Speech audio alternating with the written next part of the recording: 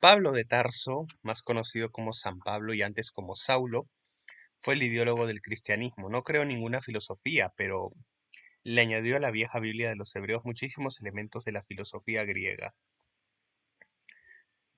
con lo que de paso salvó con lo que de paso salvó al naciente cristianismo de desaparecer confundido entre tantas con lo que de paso salvó al naciente cristianismo de desaparecer confundido entre tantas otras sectas judías. Eso mismo hizo un judío copto, egip- egipcio pues, y contemporáneo de Jesús, alias el Cristo, Filón de Alejandría, del 25 a.C. al 50 después de Cristo. Muchos años después, otro judío copto con nombre romano, Don Plotino, del 240 al 270 después de Cristo, resucitó el platonismo, pero aumentándole ideas religiosas, pero no cristianas del judaísmo, como Filón al predicar que el hombre es una triada, cuerpo, alma y mente.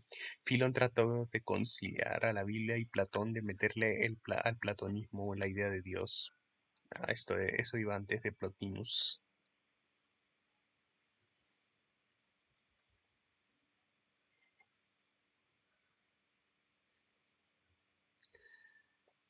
Eso mismo hizo un judío copto, egipcio, pues sí, contemporáneo de Jesús, alias el Cristo, Filón de Alejandría, del 250 a.C. Del 25 a.C. al 50 después de Cristo. Filón trató de conciliar a Biblia y Platón de met- Filón trató de conciliar a Biblia y Platón de meterle el platonismo la idea de Dios.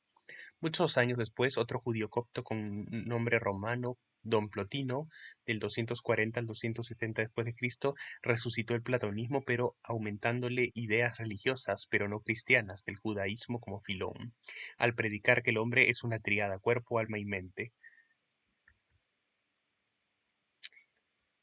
y que lo mismo pasaba con Dios, que según Plotino era una trinidad, griego, no gringo, gen, unidad, psique, alma, nous, la razón. Plotino fue el primero en manejar la idea de tres en uno. La unidad absoluta no puede instruirse con la mente, el hombre solo puede elevarse a ella cuando su alma es inspirada por Dios. Los pensamientos todos de Dios emanan de la unidad, la razón gobierna al mundo y el alma le da energía y vitalidad a las cosas. Plotino no era cristiano, pero era una asceta que llevaba una vida sencilla en medio del lujo y los placeres de la Roma imperial. Sus ideas se nutrieron al cristianismo. ¿Quiere usted decir que el cristianismo le robó las ideas a Plotino? Así parece, pues antes de Plotino la iglesia no hablaba de una Santísima Trinidad, ni se apoderaba la iglesia de todas, ni se apoderaba la iglesia de toda la filosofía. Ya con Constantino, el emperador fundador del cristianismo, se impuso como única y oficial la religión con todo y filosofía disque cristiana, aunque era griega. La Iglesia volvió dogma la filosofía, y se inició así la época más negra de la filosofía, al entrar en acción la intolerancia hacia otras formas del pensamiento humano que duraría hasta el Renacimiento.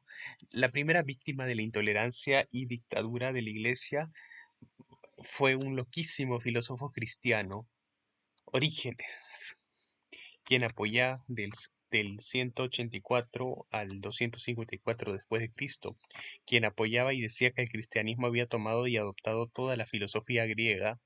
Aquí se ve al ser detenido por por la judicial cristiana de su tiempo. Orígenes vivía como un ermitaño en Alejandría y en la obsesión de entender el Apocalipsis y otras fantasías evangélicas se trastornó su mente. Aquí en San Mateo 19:12 dice que hay que ser eunuco para entrar al reino de los cielos, y Orígenes se castró su cosita sin más trámites. Qué loco, por eso lo condenó la iglesia. No, por andar diciendo que gran parte del dogma cristiano procedía de los griegos y no del Espíritu Santo. Y como Orígenes era famoso en todo el mundo cristiano, como Orígenes era famoso en todo el mundo cristiano por sus libros, fue desterrado y sometido al tormento, indultado luego y muerto de muerte natural a los 67 años. Y su obra, la obra entera del condenado hereje, fue prohibida y anatematizada por la Iglesia Católica 2 siglos después. Orígenes fue el primero de la lista en el Índex de la Santísima Inquisición. El primero que inició la larga noche de negación del uso de la razón imponiendo sobre ella la fe, primero que inició la larga noche de negación del uso de la razón imponiendo sobre ella la fe, fue Aurelio Agustín de Hipona. Aurelio Agustín de Hipona, conocido desde que se volvió cristiano como San Agustín, autor del libro Mis Confesiones, donde cuenta sus destrampes y hazañas sexuales. Como con San Agustín, la filosofía se volvió teología. La búsqueda de la verdad, según él y la Iglesia, solo debía hacerse en la Biblia y los Evangelios. Su grito de filosofía era creer para poder comprender. Interrogado por los ateos de pensamiento griego sobre qué hacía Dios antes de crear el mundo, San Agustín respondió, pues estaba creando el infierno para los que no creen para los que no creen en esos misterios. La ciudad de Dios es su libro más importante en plan filosófico. Su tesis, la Iglesia es la máxima autoridad en esta tierra que es la ciudad de Dios. En el terreno de la filosofía, San Agustín aportó muy poco y lo que más se le reconoce es su enseñanza de que la verdad habita en el interior del hombre, cuya mente es muy débil para descubrir la verdad con el solo uso de la razón. Pero en medio de aquella cerrazón del entendimiento y antes de que los obispos apagaran la luz, veremos al último exponente de la filosofía pagana en la obra de don Anicio Manlio Torcuato Severino Boecio. Pueden llamarme simplemente Boecio, del 480 al 524 después de Cristo. Boecio, patricio romano, no cristiano, vivió bajo el imperio cristiano de Teodorico, hijo de Constantino, y tuvo que escribir buena parte de su obra en la cárcel, condenado por conspirar contra el imperio. Su libro de Consolatione Philosophiae,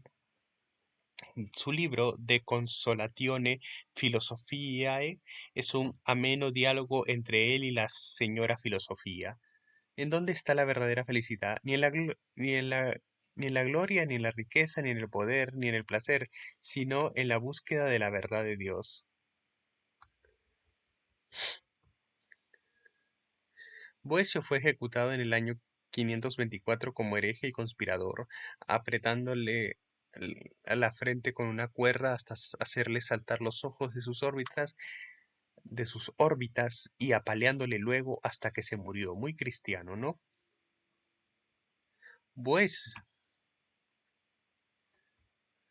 Boecio, verdadero mártir del pensamiento, dejó a la posteridad compendios de la geometría de Euclides, de la aritmética de Nicómano, de la mecánica de Arquímedes y de la astronomía de Ptolomeo y de la lógica de Aristóteles, obras que al paso del tiempo fueron prohibidas por paganas.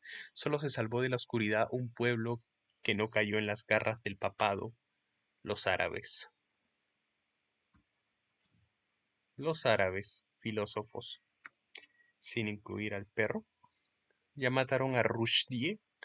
El islamismo fue al principio lo que es hoy, una religión fanática e intolerante que no aceptaba ni dudas ni oposición, pero pasado el primer ardor de la conquista de media Europa empezó a aflojar y empezó así a florecer la filosofía y sus ideas. Avicena, Ibn Sina, médico autodidacta y filósofo admirador del neoplatonismo y de Aristóteles, confesaba haber leído la metafísica de Aristóteles 40 veces sin entender ni papa, hasta que lo logré y conste que no le entré al hachís divino. Se duda, Vicena gustaba de la vida. Emocionado por su triunfo, se lanzó a la calle a repartir sus bienes entre los pobres. Avicena logró una síntesis entre el Islam, Platón y Aristóteles, inventando que el pensamiento trae la generalidad de las formas. Si eres, por ejemplo, Dios. Sí, pues, por ejemplo, Dios pensó a la ballena antes de crearla. La idea de todas las cosas existe en la mente del hombre antes, durante y después de las cosas. Aristóteles en árabe, como quien dice. Como buen lógico aristotélico que se exigía definiciones precisas, trató de conciliar la fe popular con el razonamiento filosófico.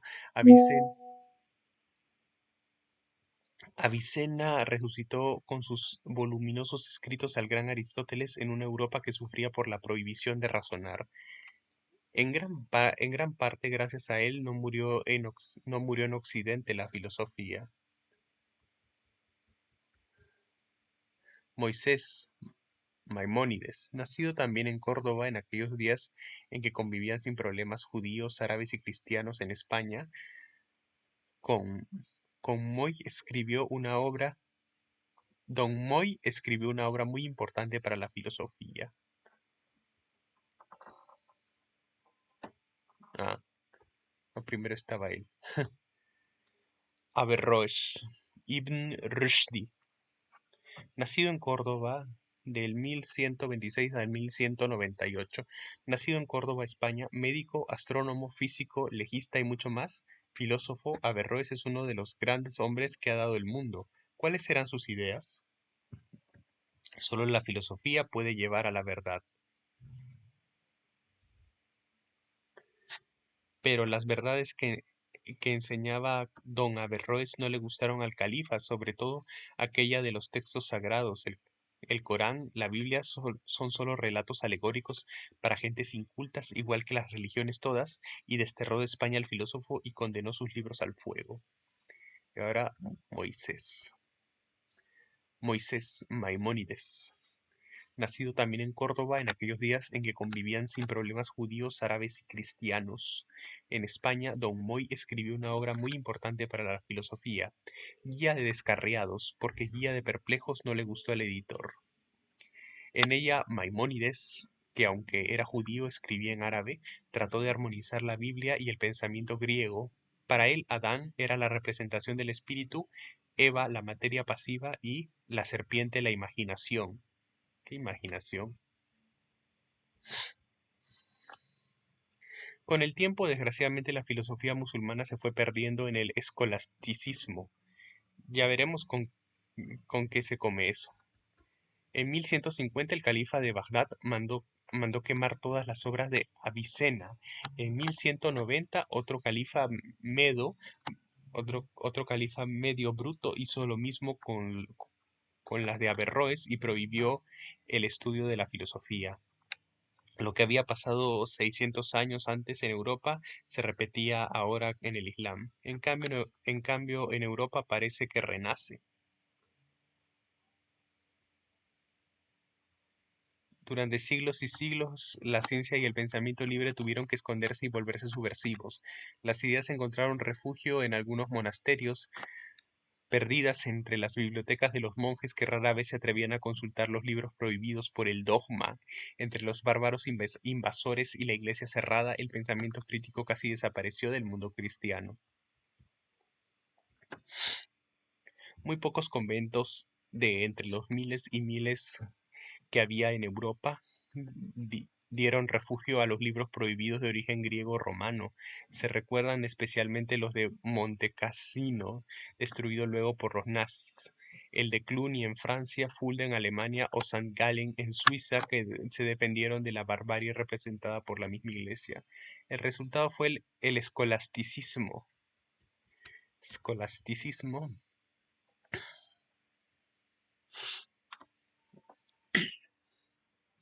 surgió durante el siglo XI, tras un poco más de 400 años de caos en la iglesia. Se iniciaron reformas importantes en los conventos y monasterios.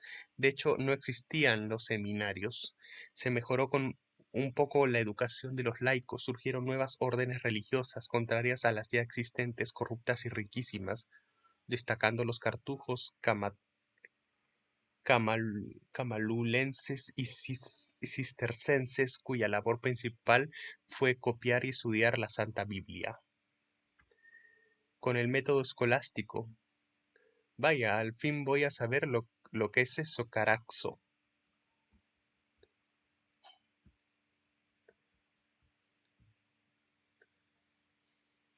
El escolasticismo es una filosofía al revés. Como ya saben, la filosofía utiliza los argumentos de la razón para llegar a la verdad, o algo que puede serlo. Los escolásticos ya sabemos la verdad, es revelada por Dios en la Biblia, y solo usamos la razón para explicarnos esa verdad. Pero eso es una tomada de pelo. Pero eso es una tomada de pelo. Por eso salió el dicho aquel de hacerle al monje de hacerse tontos solos. Pues sí, pero el que no aceptaba la escolástica era tachado de hereje.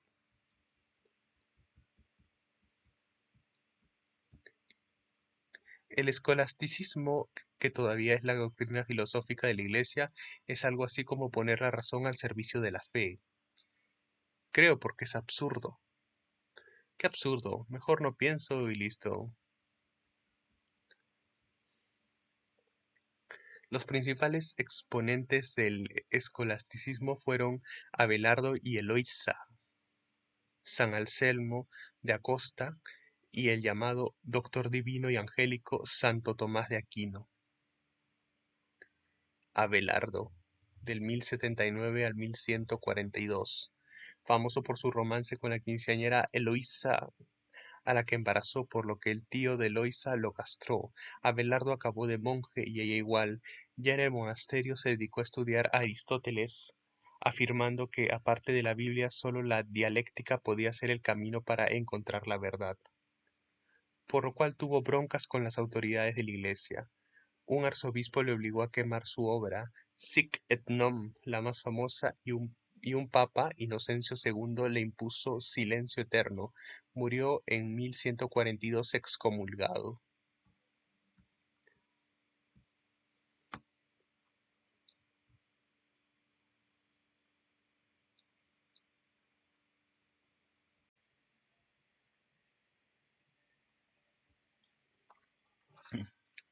San Anselmo, del 1093 al 1109,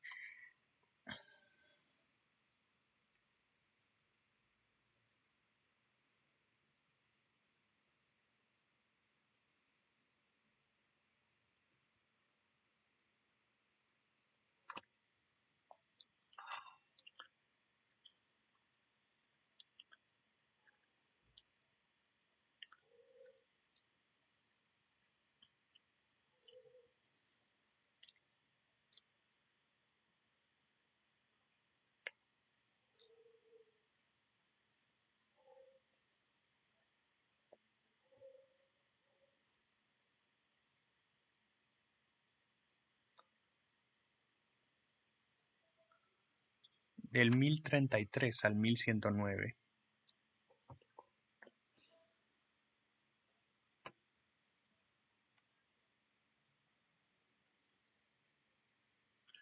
Fue el autor del famoso argumento ontológico que decía se lo había transmitido el mismísimo Dios por medio de un ángel que hablaba latín claro. Pronto, repíteme el argumento que se me está olvidando. Dios existe porque es perfecto. La perfección es una existencia en sí. Si no fuera perfecto, no existiría. Su esencia implica su existencia. ¿Ya te lo aprendiste? Más bien, que fuera perfecto no implicaría que no existe. Digo, lo perfecto no existe. Obviamente no le hicieron nada, por el contrario, lo hicimos santo. Es oportuno recordar que la Iglesia Católica, por boca de sus papas, prohibió los libros aristotélicos especialmente. Hay que señalar que los únicos que se rebelaron a las prohibiciones papales fueron los frailes dominicos, orden a la que pertenecían Tomás de Aquino y Alberto de Volstand, llamado luego Alberto Magno, los dos filósofos cristianos que pueden considerarse buenos filósofos y defensores de la libertad de pensar. La rebeldía consistía en leer y tomar en cuenta a Aristóteles.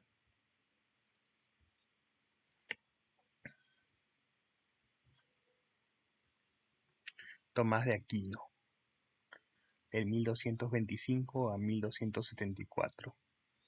Tomás de Aquino, hijo de un rico conde italiano, estudió filosofía en París. Ay,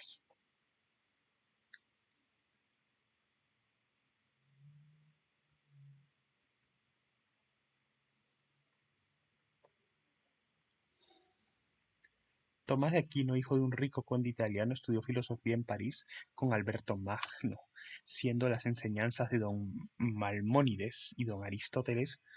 Siguiendo las enseñanzas de don Maimónides y don Aristóteles, formuló el principio de que el conocimiento nace de dos fuentes gemelas, la razón y la revelación. Tomás presentó 5 pruebas de la existencia de Dios.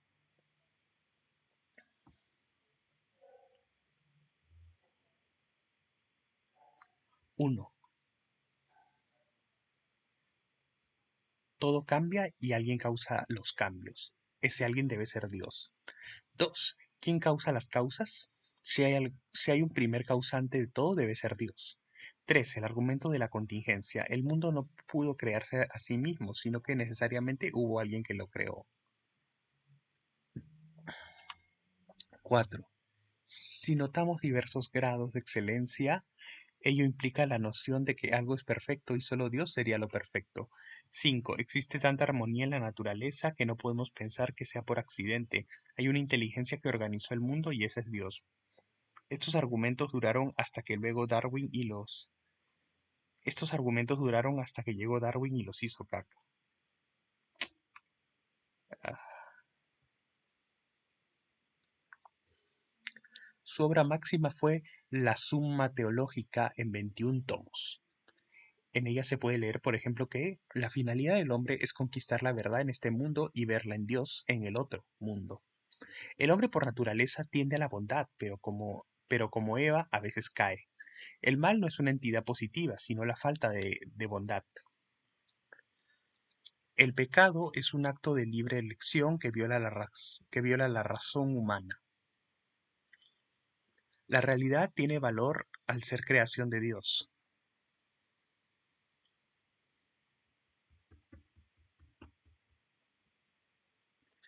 El esfuerzo de Santo Tomás por conciliar la razón y la fe encontró un inesperado oponente en Juan Duns Scoto, del 810 al 877. La teología no tiene nada que ver con la filosofía. La razón tanto como la revelación son ambas fuentes de la verdad, pero la razón es superior. Génesis es una alegoría y así hay que leer. El Génesis es una alegoría y así hay que leerlo. Escoto se pelea con los padres de la iglesia en una especie de adelanto de la Inquisición, tratando de hacerles ver que si bien Dios le dio al hombre el uso de la razón, el hombre puede usar esa razón para dudar de las verdades de la Biblia, de cuestionarse lo escrito e interpretarlo razonadamente. Piénsese que Escoto era monje y estaba por ende sometido a la autoridad eclesiástica. No lo quemaron vivo porque aún no nacía la disquesante Inquisición, que si no...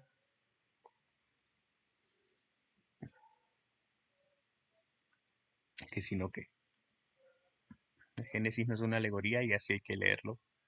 En efecto, no lo quemaron vivo, pero el Papa Honorio mandó quemar su obra.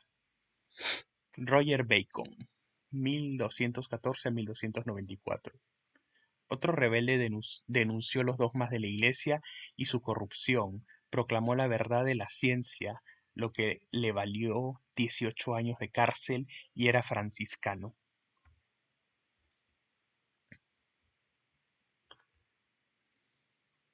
Por largo tiempo solo e ignorado, Roger Bacon abrió la ruta hacia el Renacimiento. No aceptas nada que no pueda ser confirmado. ¿Cómo pueden, cómo pueden malinterpretar a Aristóteles si no saben griego? ¿Cómo pueden interpretar a Aristóteles si no saben griego? Ten fe. Y como era libre pensador, se oponía a la ignorancia del clero. Pasó 14 años en la cárcel en su obra Opus Majus. En su obra Opus Majus enseña que la ignorancia es igual que la fe y se apoya en la costumbre y la pobre opinión de las masas. Lo excomulgaron. Guillermo de Ockham, 1280-1349, otro que cuestionó fuertemente a los escolásticos al decir que ninguna doctrina teológica podía ser demostrada. Ockham con Bacon y Escoto, abrió el camino al renacimiento de las ideas y, en cierta forma, por sus críticas a las riquezas del Vaticano, a la reforma de Lutero. Claro que me excomulgaron. El Papa, el Papa es el canijo anticristo. Coño, los demonios se han soltado. Huele a quemado. John Wycliffe. John Wycliffe, 1320 a 1384. Sin embargo, fue el más radical de todos al cuestionar la legitimidad de los papas y su corrupción desmedida, así como la inutilidad de la Iglesia como nexo entre Dios y los fieles. Se salvó de morir quemado al recibir protección del rey de Inglaterra. La Edad Media se estaba acabando. Lo mismo que este capítulo. Pase al otro. Capítulo 2. Es posible. El renacer del pensamiento. El Renacimiento son 100 años de grandes cambios en todos los campos de la cultura europea. Nace la imprenta, empieza a desarrollarse la metalurgia, las primeras máquinas, la astrología se convierte en astronomía. Se hacen los primeros mapas para los primeros viajeros descubridores, surgen los grandes palacios no religiosos, se empieza a estudiar la anatomía del cuerpo humano y nace un sistema capitalista junto con la nueva clase, la burguesía. La burguesía fue la que estuvo detrás de la Revolución Francesa.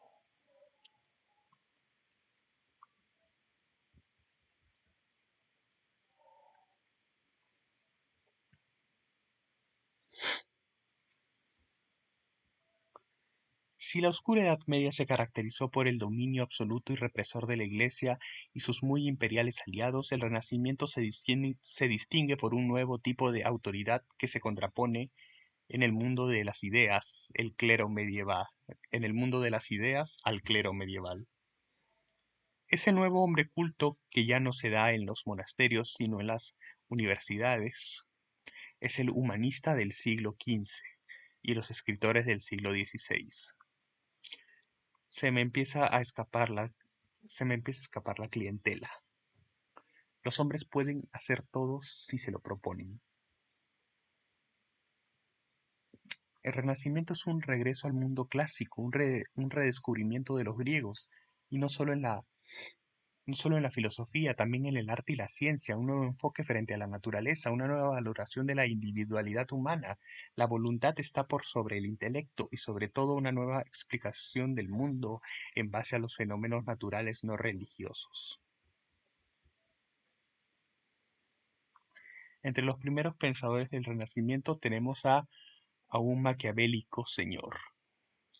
Machiavelli, de 1469 a 1521. Nicolás Maquiavelo es el primero que estudia la sociedad con sus valores morales no religiosos, planteando la creación del Estado laico en oposición al teocrático, regido por leyes e instituciones de origen no religioso. Su obra se manifiesta en dos libros, El Príncipe y los Discursos principalmente. Maquiavelo es el inventor de la filosofía política y su doctrina sigue tan vigente como entonces. El señor era el consejero de los Borgia. Más filósofo que Maquiavelo, Erasmo de Rotterdam, de 1466 a 1536, ataca con ironía la inmoralidad de la época, la gran corrupción de la Iglesia y su intolerancia, la ignorancia de los clérigos y monjes, planteando la necesidad de reformar a la Iglesia, lo que le valió críticas y anatemas de la alta jerarquía. Anatemas son maldiciones en latín. Ajá.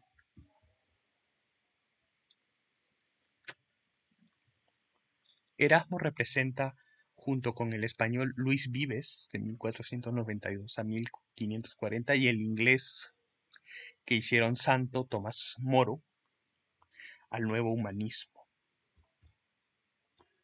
Humanismo es la filosofía del hombre, no de Dios. La filosofía de Vives es una filosofía crítica, pero también pero también ecléctica. Utiliza a Aristóteles en la metafísica y lo rechaza en la dialéctica. Su obra es una revoltura de influencias griegas y hebreas. Ay, carajo.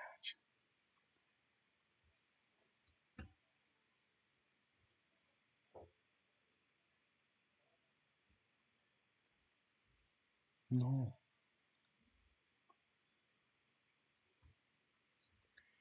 De Prima Filosofía es su mejor obra.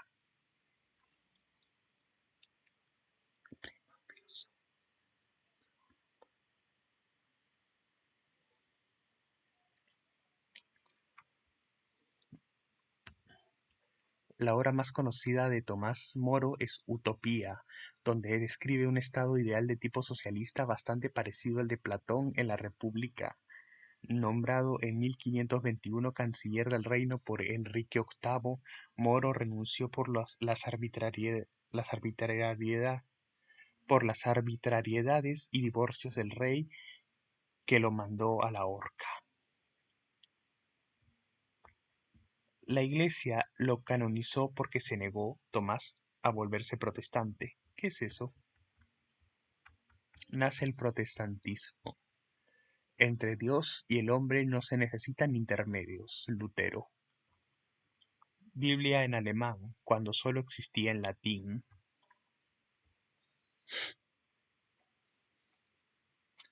Cuando ya medio vimos dentro de la misma iglesia, Cuando ya medio vimos, dentro de la misma iglesia se estaba dando un movimiento de protesta por la increíble corrupción en que había caído la nada santa institución y lo riquísima que se había vuelto.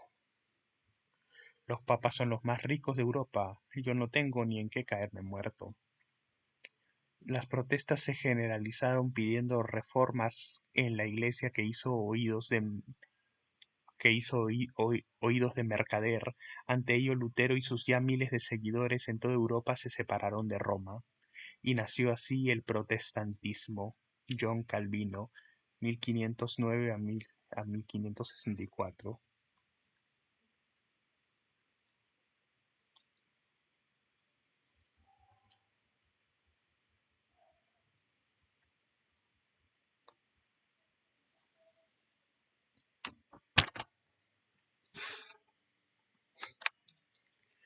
Y mientras los curas y obispos y cardenales estaban distraídos peleándose en todos sentidos con los otros curas, obispos y demás, la ciencia se aprovechó y avanzó, que es una barbaridad, lo que hizo naturalmente que avanzara también la filosofía.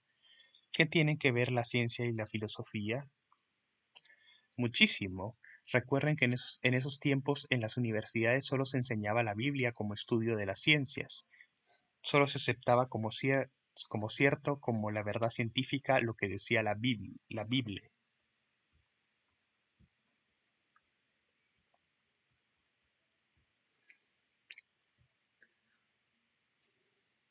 Así, cuando Copérnico y Kepler y Galileo demostraron con sus descubrimientos que la Biblia estaba equivocada, los filósofos se dedicaron a buscar la verdad fuera de las ya ni tan sagradas escrituras. ¿No que no? La Tierra gira alrededor del Sol y no al revés. Yo, Francis Bacon, 1561 a 1626, fui uno de ellos, autor de una metodología científica que consistía en obtener una serie de datos mediante la observación y la experimentación, y con esta verificar las conclusiones. Nuestra tarea no es imaginar o suponer, sino descubrir lo que la naturaleza hace.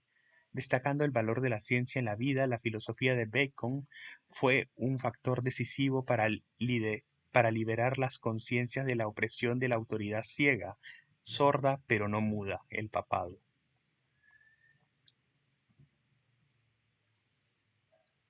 Giordano Bruno, 1548 a 1600, dominico. Contemporáneo de Galileo, Bruno fue acusado de herejía y huyó a Venecia. Luego se volvió calvinista y, tras ser encarcelado por golpear a un profe, se fue a Francia para enseñar filosofía. Durante toda su vida fue un filósofo solitario y errante, rebelde a la autoridad y enemigo a muerte de la ortodoxia y el dogma católicos. Tengo al universo por infinito y sostengo que existen infinitos mundos, además del nuestro. ¿No sería digno de Dios manifestarse a sí mismo en un universo que no fuera infinito? Extrañaba tanto la pasta que regresó a Italia solo para que la Inquisición lo pescara y metiera 8 años en la cárcel. Retráctate y te perdonamos la vida. Más temor tenéis vosotros que yo. Giordano Bruno murió en la hoguera en 1600.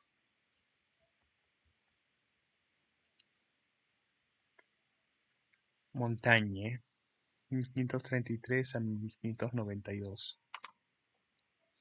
La obsesión de los hombres pensantes del Renacimiento era llegar al conocimiento de todas las cosas y de Dios, haciendo a un lado la Biblia y las enseñanzas de la Iglesia. Entre esas cosas estaba la mente del hombre. Los dioses han salido de la mente de los hombres. Michel Aykem, señor de Montaigne, francés, siguió los pasos de Vives, el llamado padre de la psicología moderna, dedicándose a escribir sobre los vicios y virtudes de la humanidad, la crueldad, la gloria, la ira, la ociosidad, el egoísmo, etc. Si de mis obras se reco- si de mis obras se recomienda De anima et vita, del alma y la vida, de 1538, de Montaigne, yo les recomiendo sus ensayos.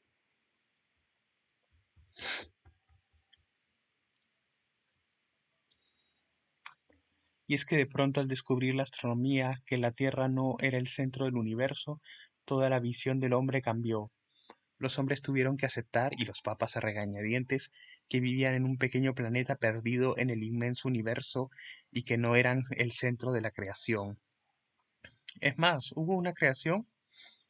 Señor, ¿qué cosas decís? Que nos oigan los santos varones de la Inquisición.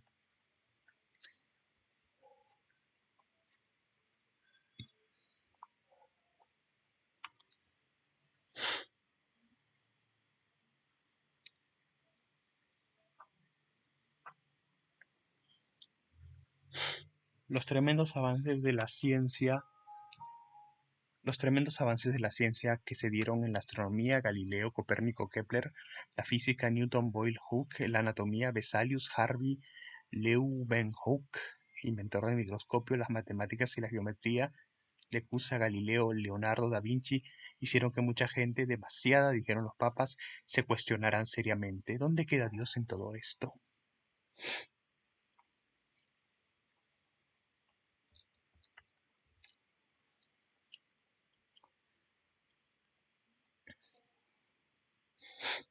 Fundición de cañones por Da Vinci. La artillería comenzó a emplearse en las guerras europeas en el siglo XIV. Los filósofos dejaron poco a poco a Dios y se empezaron a interesar más y más en el hombre que había creado a Dios en su mente. Esa fue la gran cosa del Renacimiento. Pienso, luego existo. La filosofía se moderniza. Capítulo 3.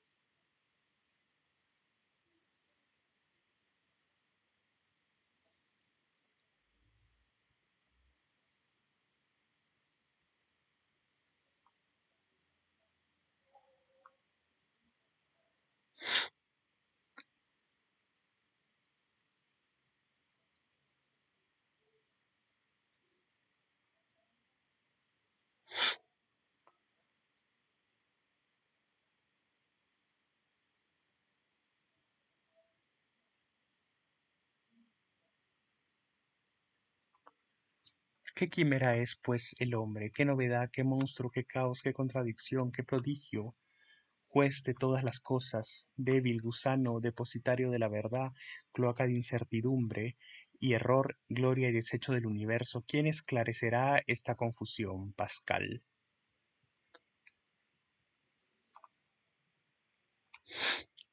Los frutos intelectuales del movido Renacimiento empezaron a madurar en el inquieto y turbulento siglo XVII, también conocido como el siglo de los genios.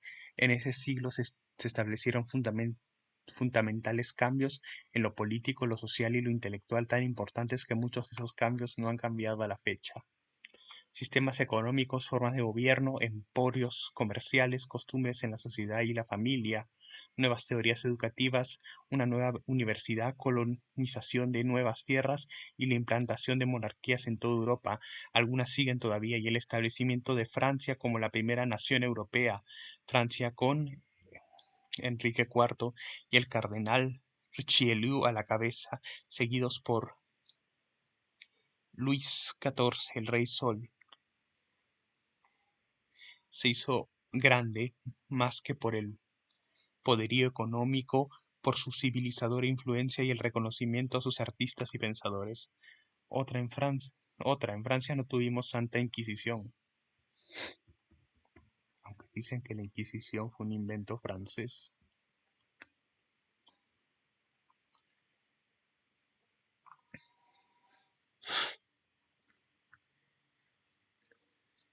Esa ventanota abierta al pensamiento que fue el Renacimiento permitió que florecieran más adelante todas las artes y en especial eso que comenzó a llamarse las letras.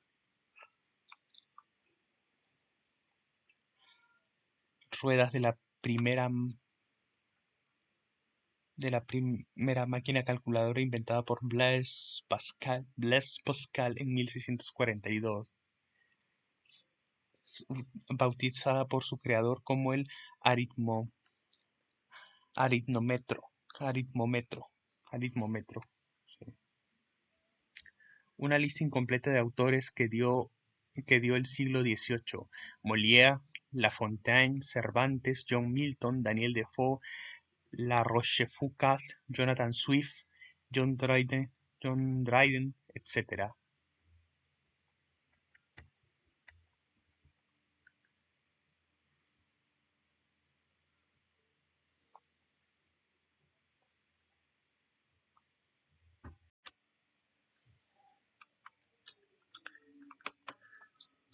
La lucha entre la monarquía y el parlamento democrático atrajo particular atención sobre cuál debía ser el estado ideal, siendo Thomas Hobbes quizá el más osado filósofo de su tiempo y el más bravo defensor del absolutismo real. El Estado cristiano y la Iglesia son la misma cosa. Luego, un monarca tiene el derecho de interpretar la Biblia, decidir las pugnas religiosas y determinar las formas de culto. Loco, hereje, a la hoguera. Hobbes tuvo que exiliarse 11 años en París. Pongo en tela de juicio la autenticidad de la Biblia. Atacando feo la autoridad de la Iglesia, Hobbes sostenía que los hombres pueden saber que Dios es, pero no lo que es. ¿Quién es el que, quién es el que osa hablar así?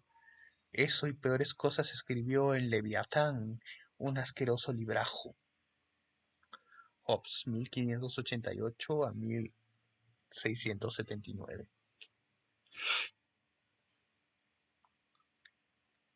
Secretario de Francis Bacon, no compartía sin embargo con él su razonamiento inductivo, no compartía sin embargo con él su razonamiento inductivo, aduciendo que la experimentación era el único camino hacia el verdadero conocimiento. En 1636 visité a Galileo, luego me hice amigo de Descartes y del padre Mersenne y de Harvey, llegando a la conclusión de que todo se podía explicar en términos de movimiento: el universo, el mundo, el cuerpo humano, la sociedad y la vida misma. Para Hobbes ni Dios ni la Iglesia gobernaban a los hombres, sino ellos mismos por medio de los reyes que eran escogidos por Dios.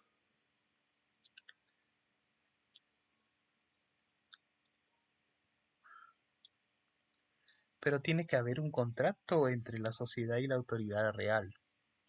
Al mismo tiempo que Hobbes pensaba en Inglaterra, otro filósofo lo hacía, y muy bien, en la Francia de los Reyes Ilustrados, don Renato Descartes.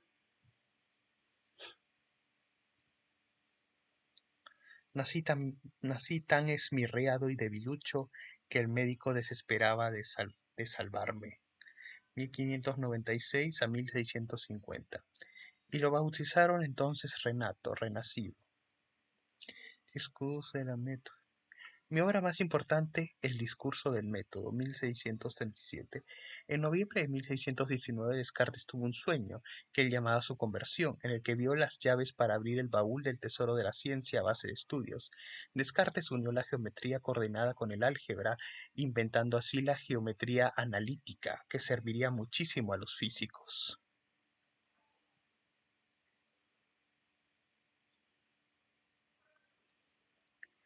pero más todavía a los filósofos.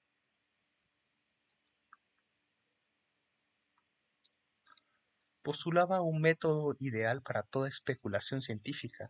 Partiendo del menor número de principios se llega a construir un sistema que abarque todos los hechos conocidos y conduzca el descubrimiento de otros nuevos.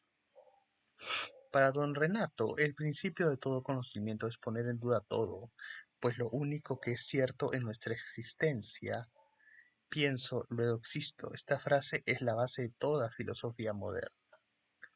Todas las cosas que concebimos clara y distintamente existen. El hombre tiene razones para creer en el mundo exterior, aunque nuestros sentidos son engañosos.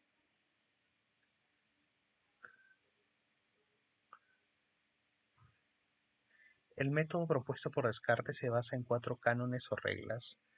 1. La regla de la evidencia. Nunca aceptar por verdadera cosa alguna que no podamos evidenciar. 2. Regla del análisis. Descomponer lo complejo hasta llegar a todos los elementos que lo constituyen. 3. Regla de la síntesis. Recomponer todos los elementos hasta descubrir cómo se relacionan entre sí en las aseveraciones complejas. 4. Regla de enumeración. Recorrer continua e ininterrumpidamente todas las verdades logradas hasta tenerlas juntas en una sola mirada. En rigor, las 4 tienen el mismo fin: hacernos captar clara y distintamente cada verdad con las que se construye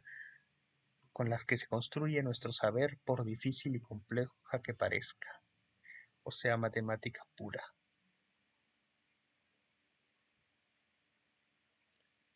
Y Dios, Messier Descartes. Educado en el catolicismo, con los jesuitas, Descartes creía en Dios, pero le tenía pánico a la iglesia después de lo que pasó con su admirado amigo Galileo Galilei, obligado a negar que la Tierra no era el centro del universo. Para muchos ahí estuvo la primera falla de Messier Descartes. Y aquí resumió su razonamiento. Está claro que la idea de Dios no puede provenir de nosotros. Lo perfecto no puede provenir de lo imperfecto.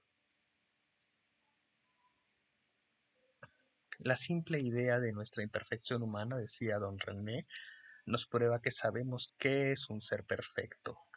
Hay que reconocer, pues, que existe realmente un ser divino capaz de hacer surgir en nosotros la idea de la perfección absoluta.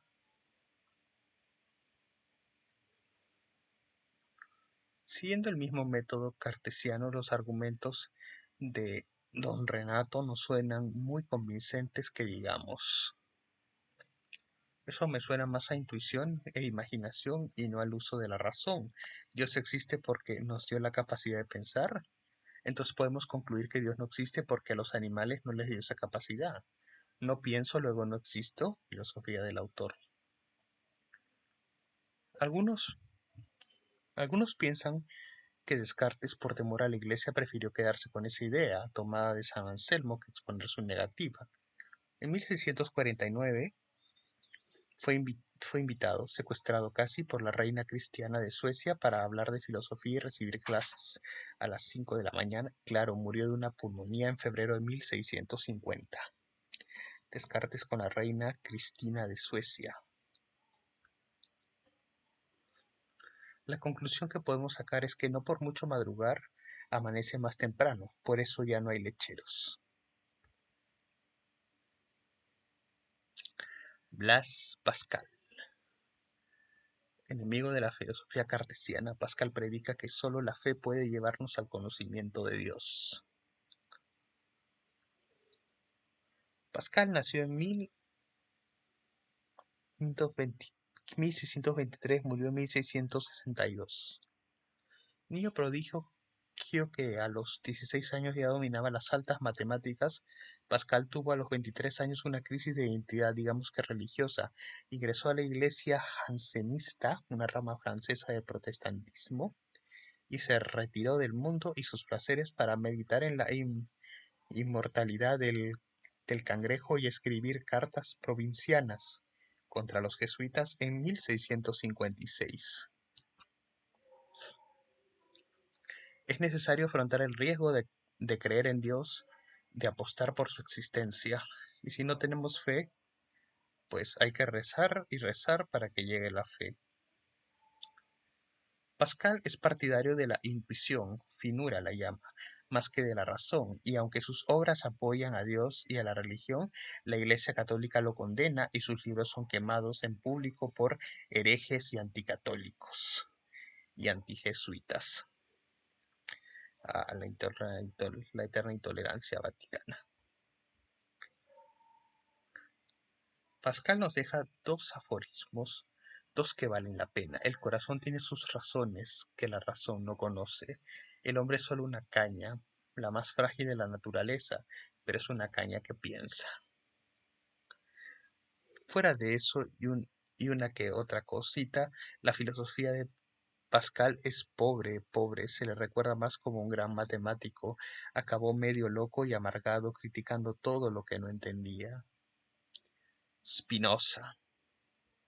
Muy diferente fue la vida y obra de un hombre hijo de judíos portugueses que huyeron de España por la feroz persecución católica, refugiándose en Holanda, donde toleraban más que en ningún otro país europeo a los judíos. Baruch Spinoza, condenado por católicos, judíos y protestantes y casi asesinado por un fanático que lo acusaba de ateo, es el filósofo que nos ocupa por ahora. Taller de Spinoza en Regensburg, sobre la mesa, sus instrumentos para pulir lentes.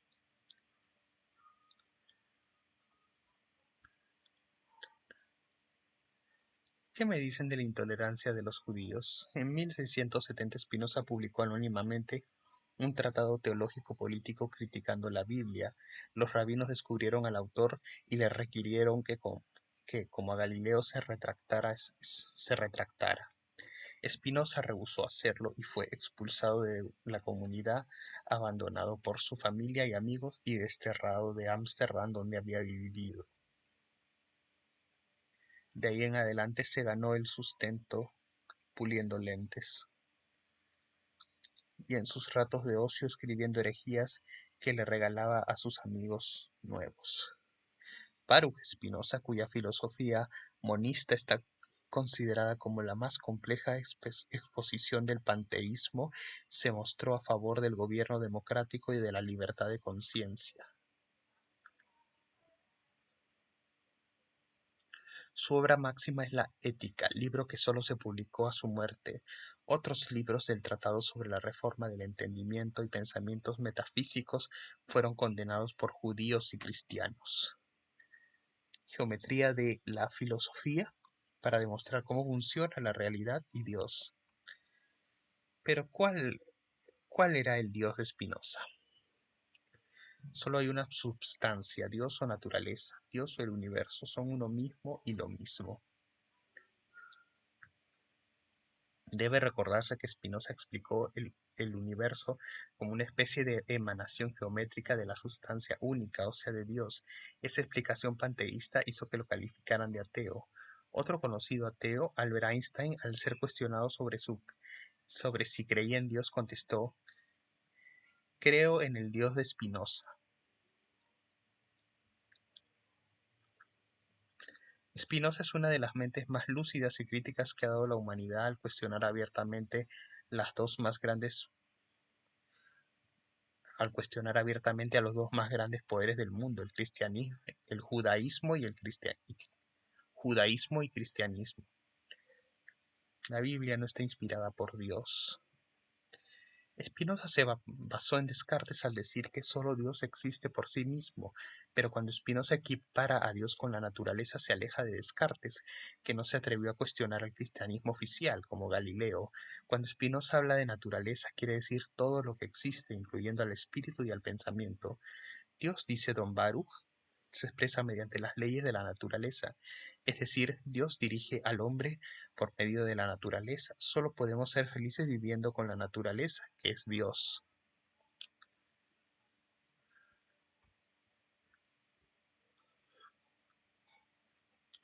Gottfried Wilhelm Leibniz. Contrario a Spinoza, el alemán Leibniz vivió siempre cerca de los poderosos y no conoció los problemas económicos. Ya lo di, Ya lo dijo el tlacuache, vivir fuera del presupuesto es vivir en el error. Y bueno, nacer en pañales de seda no fue, no fue mi culpa. Leibniz, sin embargo, aprovechó su suerte y en vez de dedicarse al dolce far niente, el dulce no hacer nada, se pasó la vida estudiando e investigando todo: historia, física, matemáticas, leyes, filología, astronomía, administración pública, metafísica y filosofía, y química, mecánica, geología, cinética, geometría, biología y un montón de idiomas: italiano, francés, inglés, latín, griego, sueco. ¿Y qué tan profundas eran sus ideas?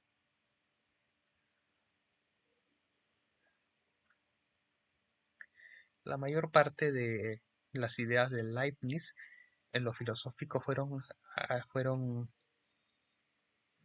acreme- fueron acremente cuestionadas por sus contemporáneos, y el genio prusiano fue ridiculizado por el mismo Voltaire. Ver al don Prangos en mi Cándido. Ver al doctor Prangos. Ver al doctor Pangios. Ver al doctor Pangloss en mi Cándido. Leibniz escribió un resumen de su filosofía para el príncipe Eugenio de Saboya, la monadología. En ella negaba que los átomos de Demócrito fuesen los elementos indivisibles del universo y negaba también la sustancia única de Spinoza. ¿Y qué proponía? Las monadas, minúsculas semillas, las mónadas, minúsculas semillas creadas por dos sustancias infinitesimales con alma propia, universos en sí mismas y que pueden desarrollarse para formar la materia y la vida. ¿Loquísimo? Ni tanto. Mi concepto de la materia como una forma de energía sigue vigente. Y eso de que, y eso de que vivimos en el mejor y eso de que vivimos en el mejor de los mundos posibles. ¿Cómo es ¿Cómo es posible que un mundo creado por un Dios bondadoso y sabio, como afirma Leibniz, pueda ser dominado por las guerras, el hambre, la pobreza, las enfermedades y el mal? ¿O Dios se dedica a todo eso? Leibniz contestó con un libro, la Teodicea, en el que el filósofo del optimismo postulaba un Dios que daba al hombre libre albedrío, con libertad de hacer el bien o el mal. Hay maldad, dolor e infelicidad, pero todo ello es insignificante comparado con las cosas buenas del mundo. Si hubiese sido posible crear un mundo mejor, Dios lo habría creado. El mundo imperfecto a los ojos del hombre es el mejor es el mejor de los mundos que Dios pudo crear. O sea, Dios no quedó muy bien parado.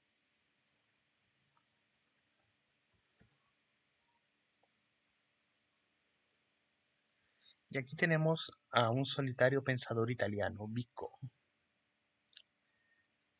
Gian Battista Vico, hijo de un molesto Hijo de un modesto librero, Vico sufrió la suerte de vivir en la Italia dominada por los papas católicos y de pilón por España, la nación más atrasada y cerrada de Europa. ¿Para qué quieren universidades y academias si en la Santa Biblia viene explicado todo? Aislado en su Nápoles, dominado por los españoles y alejado de los Centros del pensamiento, París y Londres.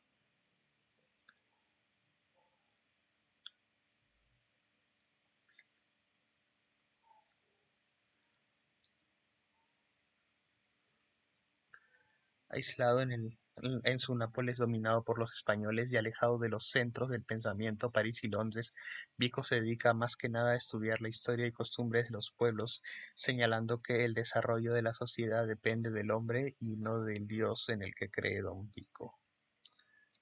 El único que sabe la verdad de la creación es el creador. El hombre no puede saberla. Verum ipsum factum. Lo verdadero es lo que está hecho. Solo podemos saber la verdad cuando se refiere a lo que los hombres hemos hecho. Nuestros conocimientos no vienen solo por el uso de la razón, como enseñó Descartes, sino por el uso de los otros sentidos. Aquí lo cito textualmente. Los hombres primero sienten sin advertir, luego advierten con ánimo perturbador y conmovido, y por último razonan. Lo mismo había dicho el condenado Bacon. El conocimiento llega por la experimentación, no por Dios. Lo mismo pensaba otro filósofo italiano que se pasó 28 años en prisión, Tommaso Campanella, de 1568 a 1639. La fe es la base de la teología, pero la experiencia lo es de la filosofía. Para librarse de la Inquisición que lo quería achicharrar, Campanella huyó a París, donde murió.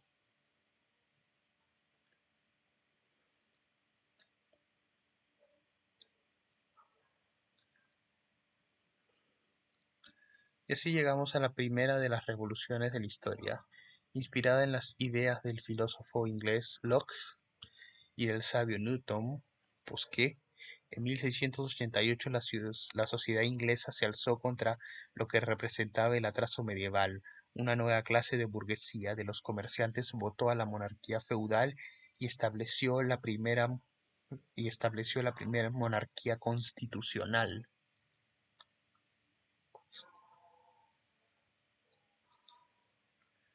Necesitamos salir del feudalismo. Necesitamos salir del feudalismo ignorante y pasar a una sociedad con más libertades, más educación, más tolerancia religiosa y menos metafísica y menos Descartes. Como ya medio vimos, Descartes y Spinoza eran racionalistas, creían que la razón era la única fuente de conocimientos, pero en el siglo XVIII varios filósofos ingleses dijeron que no podemos razonar antes de experimentar. No podemos razonar antes de experimentar mediante los sentidos. Este punto de vista se llama empirismo, y los principales empiristas fueron Locke, Berkeley y David Hume.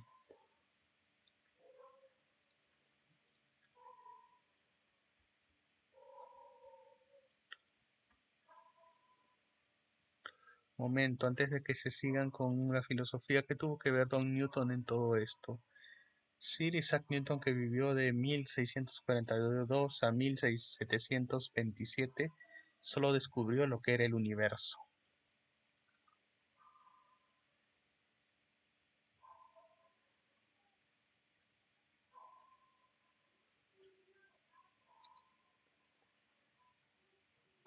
Descubrió y explicó cómo se mueven los planetas alrededor del Sol, por qué se mueven, formulando la ley de la gravitación universal.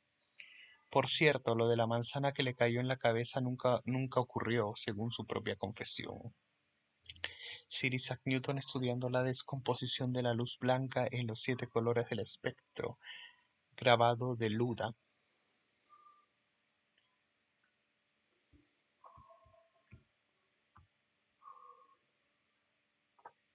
Gracias a ese y otros gran descubrimientos de Newton, el hombre pudo explicarse lo que pasaba en el universo y en la Tierra sin tener que basarse en la Biblia. Y filosóficamente es importantísima la concepción newtoniana del espacio, tiempo y movimientos absolutos. Es decir, sin quererlo, Newton puso en duda la existencia de Dios.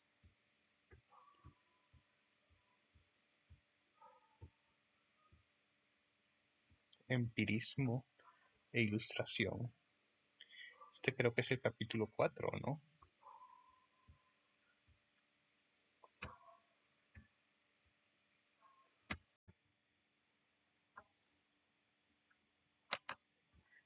Empirismo e ilustración. Ujú.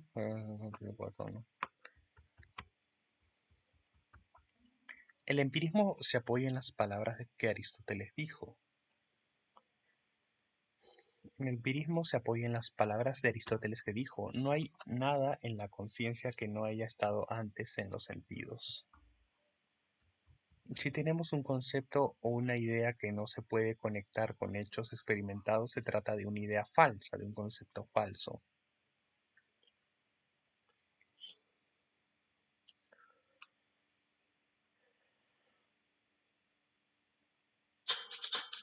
Tengo miedo a que me lo vayan a...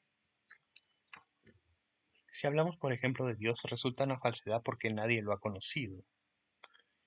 Así razonaba Locke. La filosofía que se había hecho hasta su tiempo era impresionante, pero falsa, pues se apoyaba en conceptos e ideas falsas de tipo metafísico.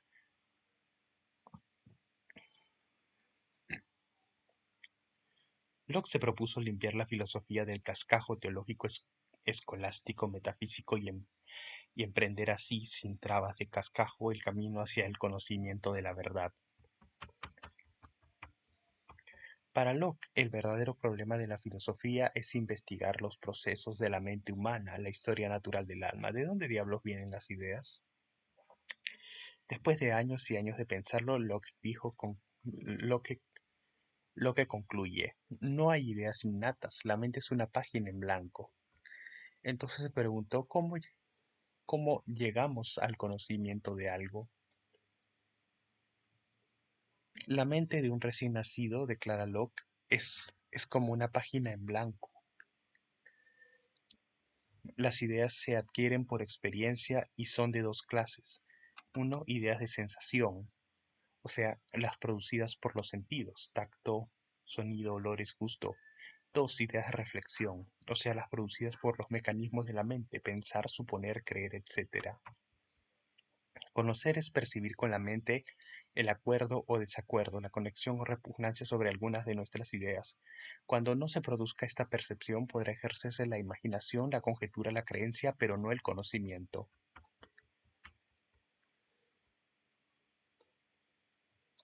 ¿Y qué idea tenía de Dios?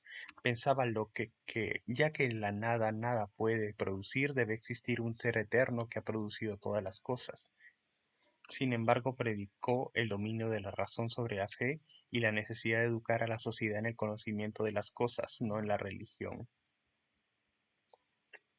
Para Locke hay una ley natural, crecer y desarrollarse, que se sustenta en tres principios. El hombre debe conservar su salud física, el hombre debe conservar la especie creando una familia, el hombre debe conservar su derecho a la propiedad. Pues así viven los animales, digo. Pues para no vivir como animales hay que establecer reglas de convivencia.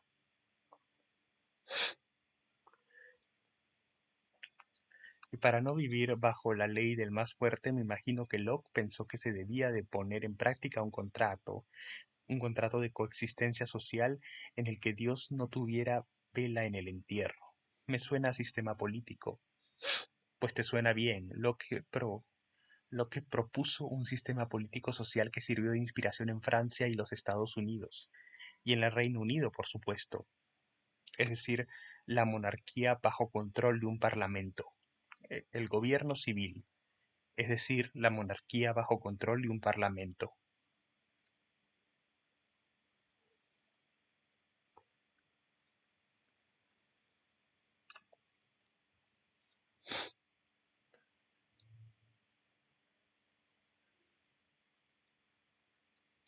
En primer lugar, Locke se niega a reconocer el derecho divino de los reyes. Qué falta de respeto, ¿no? ¿Por qué? Nadie ha visto el contrato de exclusividad entre ustedes y Dios, ni a Dios. ¿Y en qué consiste ese gobierno civil que propuso Locke? 1. La sociedad está fundada en el acuerdo común y libre de los hombres que la integran.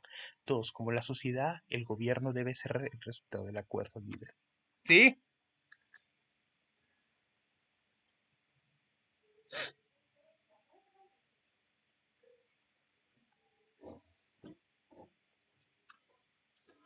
2. Como la sociedad, el gobierno debe ser resultado del acuerdo libre mediante el voto libre entre gobiernos y gobernantes. 3. Por ese acuerdo, los gobernantes son autorizados a hacer leyes, cumplirlas y hacer cumplirlas sin violar los derechos individuales y a castigar a los transgresores de esas leyes. 4. El pueblo es soberano, puede derrocar a sus gobernantes si no cumplen.